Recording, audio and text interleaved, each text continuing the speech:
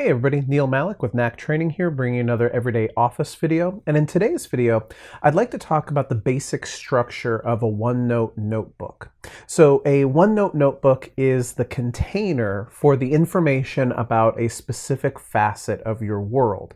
Very often, this container will be for everything that is related to a specific project or a specific client, a specific team, or really just any other facet of your world. It could be something like where you keep your recipes, or it could be where you keep your travel information, things like that. And within that notebook, the most obvious structure that we have are tabs or sections, and then those sections containing pages. Let's go ahead and see how that works.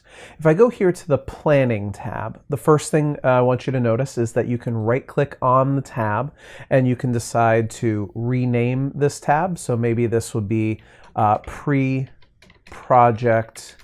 Analysis would be the new name of this thing. And you can also right-click on this tab and decide to change its color. So I can make this blue because I think blue is a good starting point. And then within that, we have these pages. Notice on the right-hand panel, we have the ability to add a new page, and we have this first page right here. Every page is untitled until we use this text field right here to give it a name. So in the pre-project analysis, we might say this is something like Initial Ideation by Executives. So executives. So when the executives came up with the idea of creating a Facebook marketing team, this was the brief of what that project looked like for them. And then I can either use the Add Page button on the right-hand side or the Control-N keyboard shortcut to make a new blank page. Notice on the right, it's also called Untitled Page. And I can call this page something like Initial Meeting of Team Members. Okay, so we can create sections that have names and colors associated with them, and then create pages related to specific moments in time or pieces of information that are relevant to us. But there are two other structures that we could decide to use. The first and most useful to me personally is the subpage. So as we're creating pages, again, we can click on Control-N, or we can use the little plus sign that shows up here. We use the little plus sign here, whatever we want to do. Let's say after the initial ideation by executives, I create a page right here. I'll just click the little plus sign here to make a new blank page, and I'll call this something like Discussion with S. Ryan. So Samantha Ryan, the CEO, we had a discussion with Samantha about what she thought about this team. And then after that, I'll hit the little plus sign here and I'll say this is a discussion with W. Randolph. So Willie Randolph, the CMO, we had a conversation with the CMO about what that looked like. Now here's the thing. S. Ryan and W. Randolph, these two people, they're executives. So it stands to reason that these should be subordinate to the page about initial ideation by executives.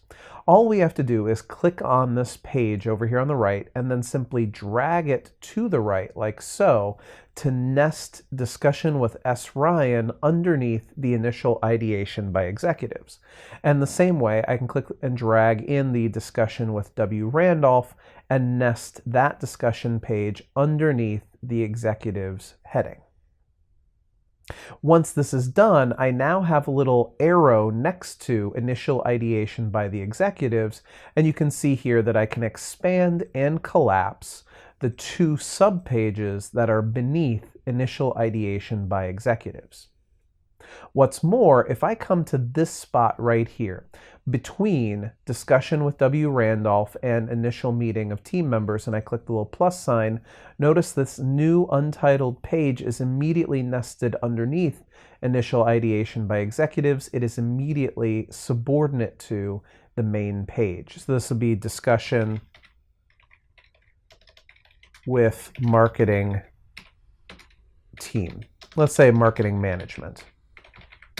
Okay, So now we have the discussion with Samantha Ryan, discussion with William Randolph, and the discussion with the overall marketing management team, and they are all subordinate to the initial ideation by executives page. Again, clicking to expand and collapse that. Now what's more, I can even go a step lower than that. So if W. Randolph is a marketing, let's say CMO, right? Then the discussion with marketing management might be subordinate to that. I can click and drag that in, making the discussion with marketing management subordinate to W. Randolph. And again, click the little plus sign here, right there, to make a new subpage.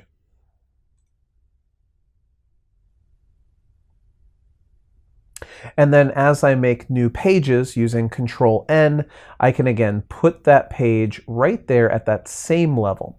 But here's a little point about this. Subpages, which is what we've got here, do not get the little drop-down arrow. So we can collapse from the main page all the subpages underneath that, but we cannot collapse the subpages under a subpage like this one. So this makes sense to me. It makes sense to create subordinate pages to a main page so we can see the structure of the information. Here's another tool that we can use to organize ourselves in OneNote, however. If we right-click on the tabs up here at the top of the screen, you'll see that you can create a new section group. So each of the tabs is a section. We're going to create a section group, which, makes sense. We're going to group the tabs together. But watch how this actually comes into being. I'll click on New Section Group here. I'll just call this one Test Group so we can see it in action. Notice that it's a button over here effectively, and that I can take something like budgeting and drag it into the test group. There it is, and budgeting is now inside, notice right here, Facebook Marketing Team Notebook Test Group. So the group within the notebook is where this budgeting tab is. I can use this little up arrow here to go back up a level. And you see how the budgeting tab now lives inside of this section group over here? I'll take creative and drag that in there and let go. I'll take marketing ideas and drag that in there and let go. So now I can only see the tab for pre-project analysis right here. And then I have this group that I can push the button for and see the other tabs. If I feel like I need to take the budgeting tab and move it up a level, I can drop it on top of that arrow. See that right there? Let me go back to the test group. I'll click on creative, drag it on top of the arrow and let go, and it's back out of the test group. So for me, I don't like the idea that my tabs are going to disappear, but what I can see is doing the following. I'm going to right-click on this group, choose rename, and I'm going to call this one archive. And then I'm going to create another group by right-clicking on the section tab, clicking new section group, and I'm going to name this group future steps. Okay, so let's say now that we are in the budgeting and creative phase and marketing ideas, we're past the pre-project analysis. It makes sense to me that in order to keep things tidy, I could take the pre-project analysis tab, drag that into the archive and let go. Then I can go back up a level and I can see just budgeting, creative, and marketing ideas. Now let's click the little plus sign here and create a tab for assessment. So we are going to assess the quality of our creative after our marketing has gone live. I don't really need this tab right now, so I can take assessment and drag it into future steps. And so now I have two tabs of my notebook that are for the future and the past. So I don't really need to see them right now. Only the ones that are truly active make sense to me. Now, if I was going a different direction and I was making a truly gigantic notebook about many, many different phases of the business, maybe I'd create section groups for different clients that I had.